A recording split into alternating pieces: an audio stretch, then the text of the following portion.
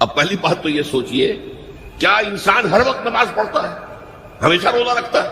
جب اللہ کہہ رہا میں نے تو پیدا ہی کیا میری عبادت کے لیے، کوئی اور کام اگر وہ کر رہا ہے تو وہ میرے مقصد تخلیق کے خلاف کر رہا ہے۔ وما خلقت الجن والانس الا لیعبدون، میں نے تو جنوں اور انسانوں کو صرف اس لیے پیدا کیا کہ میری عبادت کریں۔ تو اصل میں بات کیا ہے؟ یہ نماز، روزہ، حج اور زکوٰۃ یہ بھی عبادات تو ہیں، اصل عبادت کچھ اور ہے۔ اصل عبادت کیا ہے؟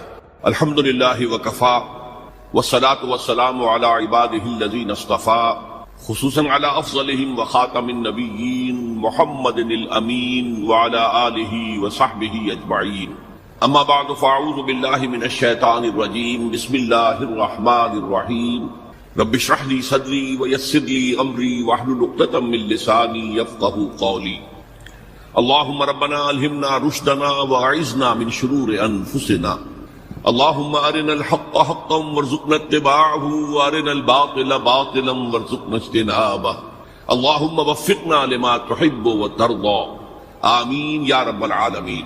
معزز حاضرین اور محترم خواتین، السلام علیکم ورحمۃ اللہ وبرکاتہ۔ آپ کے علم میں ہے کہ میرا آج کی گفتگو کا عنوان ہے کلمہ طیبہ اور اس کے حوالے سے یا اس کی روشنی میں ہمارے دینی فرائض۔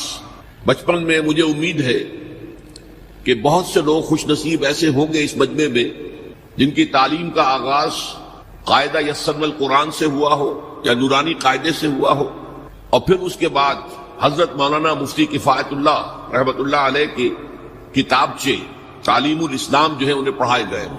ظاہر بات ہے کہ آج کل وہ رواج ختم ہو چکا ہے، آج کا ہمارا دور مادہ پرستی کا ہے۔ ہماری تعلیم میں بھی آپ کو معلوم ہے کہ کنڈر گارڈن جو ہے اس سے بات شروع ہوتی ہے، اور ممی اور پاپا یہ الفاظ جو ہیں وہ بچوں کو سکھائے جاتے ہیں، اللہ اور اس کے رسول کا نام عام طور پر نہیں پڑھایا جا رہا۔ لیکن یاد ہوگا آپ کو کہ اس سلسلے میں سب سے پہلے ایمان مفصل، ایمان مجمل یاد کرائے جاتے تھے، ایمان کیا کیا ہے، پھر 6 کلمے پڑھائے جاتے تھے۔ یہ 6 کلمے یوں سمجھیے کہ اسلام کی تعلیمات کا لب لباب اور خلاصہ ہے۔ ان میں سے پہلے 2 کلمے کیا ہیں جو اہم ترین ہیں؟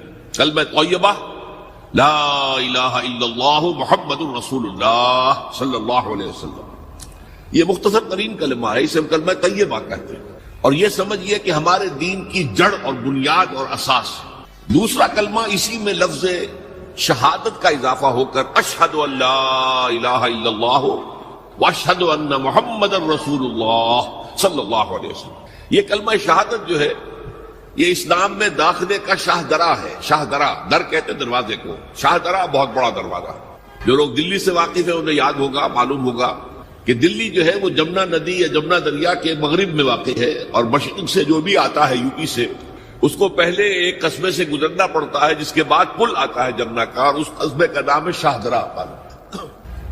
اسی طرح کا شاہ درا ایک لاہور میں ہے۔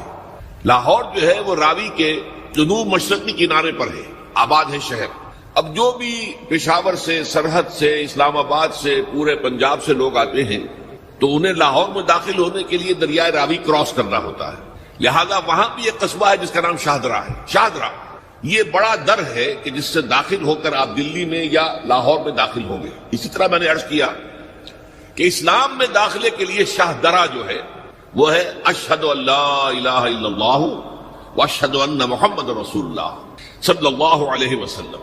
آج میں انہی 2 کے حوالے سے آپ کے سامنے کچھ باتیں رکھ رہا ہوں، باتیں بالکل بنیادی ہیں، اور میں سمجھتا ہوں کہ آپ کے ذہنوں کے اندر موجود ہیں، صرف یہ ہے کہ آپ نے شاید زیادہ کبھی شعوری طور پر توجہ نہ دی ہو اور ان کے بارے میں کہیں گہرا غور و فکر نہ کیا ہو۔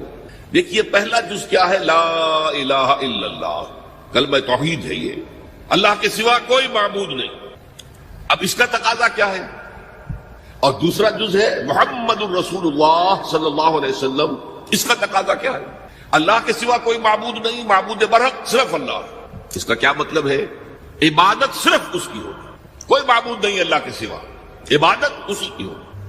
اس عبادت کا مفہوم کیا ہے؟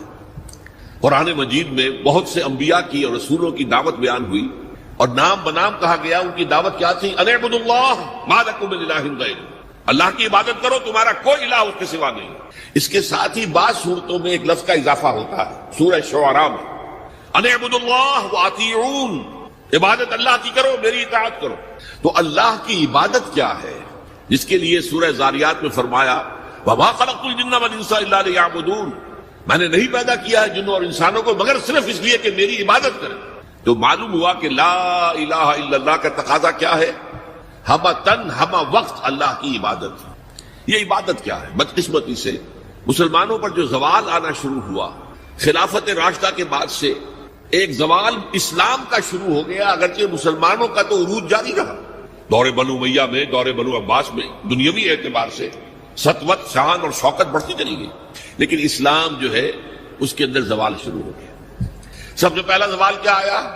وہ خلافت کہ جو مسلمانوں کو اپنے میں سے کسی بہترین شخص کا انتخاب کر کے جس کا تعین ہونا چاہیے تھا، وہ خلافت موروثی عہدہ بن گئی، خاندانی بات بن گئی، قبائلی بات بن گئی۔ یہ ہمارے زوال کا پہلا منظر تھا۔ بہرحال اس کے بعد رفتہ رفتہ ہمارے تصورات بھی کچھ محدود ہوتے چلے گئے، ہوتے ہوتے بات یہاں تک پہنچی کہ عبادت کا مطلب ہے نماز، روزہ، حج اور زکوٰۃ۔ اب پہلی بات تو یہ سوچئے، کیا انسان ہر وقت نماز پڑھتا ہے، ہمیشہ روزہ رکھتا ہے؟ جب اللہ کہہ رہا میں نے تو پیدا ہی کیا میری عبادت کے لیے، کوئی اور کام اگر وہ کر رہا ہے تو وہ میرے مقصد تخلیق کے خلاف کر رہا ہے۔ وما خلقت الجن والانس الا لیعبدون، میں نے تو جنوں اور انسانوں کو صرف اس لیے پیدا کیا کہ میری عبادت کریں۔ تو اصل میں بات کیا ہے، یہ نماز، روزہ، حج اور زکوٰۃ یہ بھی عبادات تو ہیں، اصل عبادت کچھ اور ہے۔ اصل عبادت کیا ہے؟ عبد کہتے ہیں غلام کو۔ غلام پچھلے زمانے کا تصور کیجئے، یہ ایسا نہیں تھا جیسے آپ کسی کو ملازم رکھ لیں۔ آج امپلائر امپلائی ریلیشن شپ یہ اور ہے۔ آپ نے کسی کو ملازم رکھا ہے، فرض کیجئے دہاڑی پر رکھا ہے، وہ 8 گھنٹے کام کرے گا پھر چھٹی کرے گا، اس کے بعد وہ آپ کا کوئی تابع نہیں ہے، آپ کا غلام نہیں ہے، بلکہ آپ کا بھی ایک ہی ووٹ ہوگا، جب الیکشن ہوگا اس کا بھی ایک ہی ووٹ ہوگا۔ تو اصل میں غلام جو ہوتا تھا وہ ہمہ وقت، ہمہ تن، ہمہ جہد، ہمہ وجوہ بندگی کرتا تھا، اطاعت کرتا تھا۔ ملازم کہہ سکتا تھا کہ میرے تو اوقات ختم ہو گئے۔ آپ نے کسی کو رکھا خانسامہ کی حیثیت سے، اور فرض کیجئے ابھی فلش سسٹم نہیں آیا تھا تو بیت الخلاء جو ہے آپ جس طرح کے ہوتے تھے سب کو یاد ہے، کسی دن بھنگن نہیں آئی، آپ کہیں اس سے خانسامہ سے کس طرح جاؤ بیت الخلاء صاف کراؤ، وہ صاف کہے گا صاحب میں تو خانسامہ ہوں، میں آپ کو کھانا پکا کر دینے کا پابند ہوں، میں یہ آپ کا بیت الخلاء صاف کرنے کا تو پابند نہیں ہے۔ کہے گا کہ نہیں کہے گا؟ لیکن غلام نہیں کہہ سکتا۔ غلام تو ملکیت ہے، وہ 24 گھنٹے کا مطیع ہے، جو کام کہا جائے کرنے پر مجبور ہے، انکار نہیں کر سکتا۔ اور آپ کو معلوم ہو ایک اور بات ہونی چاہیے کہ غلام تو خود مملوک ہوتا ہے، اس کی ملکیت کوئی نہیں ہوتی۔ آقا نے کوئی اگر کوٹڑی دے دی ہے کہ تم رات کو اس میں سو جایا کرو تو کیا وہ اس کوٹڑی کا مالک ہو گئے؟ آقا نے کوئی چارپائی دے دی ہے اس پر سویا کرو تو کیا چارپائی کا مالک ہو گئے؟ قتل نہیں، خود مملوک ہے۔ اور پچھلے زمانے میں غلاموں کا معاملہ کیا تھا؟ آقا جب چاہے ذبح کر دے، قتل کر دے، کوئی مقدمہ نہیں بنے گا، نہ 302 کا نہ 304 کا۔ کیوں؟ جیسے آپ کی بکری آپ کی ملکیت تھی، آپ نے ذبح کیا، گوشت کھا لیا، کوئی پوچھ سکتا ہے آپ سے؟ میری بکری تھی بھائی، میں نے ذبح کیا، Who are you to ask me؟ اسی طرح غلام میری ملکیت ہے، میں نے قتل کر دیا، میں نے اپنا نقصان کیا ہے نا۔ میں اس غلام کو فروخت کرتا تو کچھ پیسے مل جاتے مجھے، لیکن اختیار میرا ہے، میں نے اسے قتل کر دیا۔ اس معنی میں اللہ کا غلام بن جانا، اللہ کا بندہ بن جانا۔ یہ بندہ جو ہے یہ فارسی کا لفظ ہے، عبد عربی کا لفظ ہے۔ عبد سے عبادت بنا، بندے سے بندگی بنا۔ چنانچہ شیخ سعدی کا شعر ہے مشہور، جو مسجدوں میں پہلے لکھا جایا کرتا تھا۔ آج کل تو ہمارا نئی قسم کی مسجدوں کے ڈیزائن بنتے ہیں نا، پچھلے زمانے میں کیا ہوتا تھا؟ اس در کے اوپر چوکٹا بنا ہوا ہے، روز محشر کے جان گداز بود، اولی پرسش نماز بود۔ وہ قیامت کا دن جو بہت سخت ہے، پہلا حساب نماز کا ہوگا۔ اور یہ شعر میں لکھا ہوتا تھا، زندگی آمد برائے بندگی، زندگی بے بندگی شرمندگی۔ یہ زندگی ہمیں ملی ہی بندگی کے لیے ہے، وما خلقت الجن والانس الا لیعبدون۔ تو اگر ہم بندگی نہیں کرتے اللہ کی تو شرمندگی ہی شرمندگی ہے، گویا کہ ہم اپنے مقصد تخلیق کو تو پورا نہیں کر رہے۔ آپ نے قلم بنایا تھا لکھنے کے لیے، لکھتا نہیں ہے تو اٹھا کے پھینک دیں گے، آپ اس کو کوڑے میں ڈالیں گے۔ لہذا انسان کی تخلیق اور جنوں کی تخلیق بندگی کے لیے ہوئی۔ زندگی آمد برائے بندگی، زندگی بے بندگی شرمندگی۔ یہ ہمہ وقت، ہمہ تن، ہمہ وجوہ، ہمہ جہد اللہ کی اطاعت، یہ ہے عبادت۔ اس عبادت کے لیے عبادات ہمیں دی گئی ہے۔ جیسے یہ اگر کھڑا ہوا ہے شامیانہ تو آپ نے دیکھا یہ جو بانس کھڑے ہوئے ہیں، یہ عبادت جو ہے اس کی چھت سمجھ لیجئے 4 ستونوں پر کھڑی ہے، نماز، روزہ، حج، زکوٰۃ۔ نماز کس لیے؟ تاکہ 5 مرتبہ تازہ کر لو اللہ سے عہد بندگی، ایاک نعبد و ایاک نستعین. کہیں بھول مت جانا. صبح ہوئی ہے، پہلے اپنا اللہ سے بندگی کا عہد تازہ کر لو، پھر دکان پہ جانا، پھر دفتر میں جانا، اور پھر دوپہر میں پھر نکلو، پھر تازہ کرو. وہ آپ کا لنچ آور ہوگا لیکن اس میں اللہ کو پہلے یاد کرو. پھر جب بہت زیادہ ایکٹیویٹی کا ٹائم ہوتا ہے شام کا، پھر یاد کرو اللہ کو عصر کے وقت، پھر مغرب کے وقت، پھر رات کو عشاء. 5 دفعہ یاد کرو اقم الصلاۃ لذکری، کہ تمہیں یہ بات یاد رہے کہ ہم اللہ کے بندے ہیں اور ہمارا کام بندگی ہے. ہما تن، ہما وجوہ، ہما وقت اللہ کی عبادت. روزہ کیوں دیا؟ تاکہ نفس کے اندر جو شیطنت ہے، ان النفس لامارۃ بالسوء، اس نفس کو کنٹرول کرنے کی عادت ہو جائے. بھوک برداشت کرو. کسی وقت کھانے کو حلال چیز نہیں مل رہی تو بھوک برداشت کرو، فوراً کسی حرام شے کے اندر منہ نہ مار دو. تمہارے اندر عادت ہونی چاہیے. پیاس شدید لگی ہوئی ہے تو اگر کوئی صحیح مشروب نہیں ہے تو ایسا نہ کرو کہ کیا کریں یہاں پر تو سوائے جو شراب کا کچھ ملتا ہی نہیں تو لو شراب ہی پینا ہے. اس کے لیے مشق کرانے کے لیے 30 دن صبح سے شام تک جائز مشروب بھی نہ پیو، جائز کھانا بھی نہ کھاؤ، تاکہ تمہارے اندر صلاحیت پیدا ہو جائے کہ باقی 11 مہینوں میں ناجائز سے تو بچو. یہ ہے عبادت کے ساتھ ان عبادات کا تعلق. ایک بڑی ہمارے اندر جو ہے نفس کی خواہش، دولت پرستی، اس کو نکالنے کے لیے صدقہ، خیرات، انفاق، خرچ کرو خرچ کرو خرچ کرو، تاکہ یہ اللہ کے حکم کو پیچھے پھینک دیا، نفس کے حکم کو آگے رکھ. یہ شرک، اس شرک کو جاننے والے بہت کم ہیں. مولانا روم نے خوب کہا تھا، نفس ماں ہم کم ترس فرعون نیست لیکن ایراعون نیست. میرا نفس بھی فرعون سے کم نہیں ہے. فرعون نے کہا تھا نا الیس لی ملک مصر وہذہ الانہار تجری من تحتی، کیا اس ملک مصر کی حکومت میری نہیں ہے؟ اور سارا جو یہ آب پاشی کا نظام ہے، انہار کا نظام ہے، وہ میرے کنٹرول میں نہیں ہے. جس کا چاہوں موگا کھلا رکھوں، جس کا چاہوں بند کر دوں. یہ تھا خدائی کا دعویٰ، انا ربکم الاعلی. تو مولانا روم کہتے ہیں میرا نفس بھی اس سے کمتر نہیں ہے. وہ کہتا یہ جسم میرا ہے، اس پر میرا حکم چلے گا، میں نہیں جانتا کون اللہ کون رسول، کیا حرام کیا حلال. تو فرعون سے کم تو نہیں ہے میرا نفس. لیکن ایراعون اس کی بہت مدد تھی، فوج تھی، لاؤ لشکر تھا، تو اس نے زبان سے بھی کہہ دیا کھل کر الا ربکم الاعلی.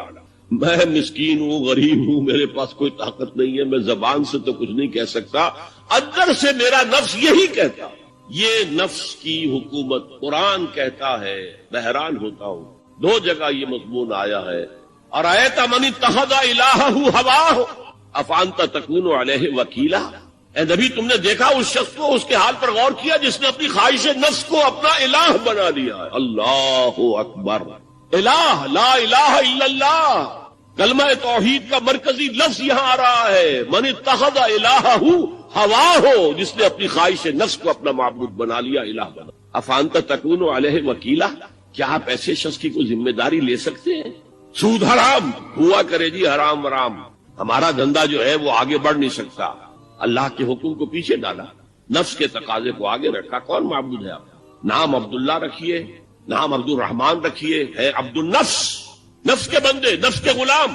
پوچھا گیا ایو الہجرت افضل یا رسول اللہ، اے اللہ کے رسول بتائیے سب سے اعلیٰ ہجرت کون سی ہے، افضل؟ فرمایا ان تہجر ما کرہ ربک، ہر اس چیز کو چھوڑ دو جو تمہارے رب کو پسند نہیں. آج رات ہی سے آپ ہجرت شروع کر سکتے ہیں. جائزہ لیجئے کیا کیا چیزیں میری زندگی میں خلاف شریعت ہے، تو اللہ کو ناپسند ہے. فیصلہ کیجئے کہ آج کے بعد نہیں ہوگی. ہجرت شروع ہو گئی. افضل الہجرہ، سب سے افضل ہجرت شروع ہو گئی. المجاہد من جاہد نفسہ، جہاد تو یہاں سے شروع ہو گیا، اپنے نفس کے خلاف جہاد کرنا. صبح نفس نے کہا ابھی سو جاؤ، آپ نے نفس کی بات کو رد کیا، اپنا کمبل اٹھا کے پھینکا، اٹھے، وضو کیا، نماز کے لیے آپ مسجد چل دیے. آپ نے جہاد کیا نفس کے خلاف. یہ افضل الجہاد ہے. افرأیت من اتخذ الہہ ہواہ افانت تکون علیہ وکیلا، کیا تم نے غور کیا اس شخص کی حالت پر جس نے اپنی خواہش نفس کو اپنا معبود بنا لیا، الہ بنا لیا. کہہ رہا ہے لا الہ الا اللہ، لا الہ الا اللہ، لیکن الہ تو اس کا لفظ ہے.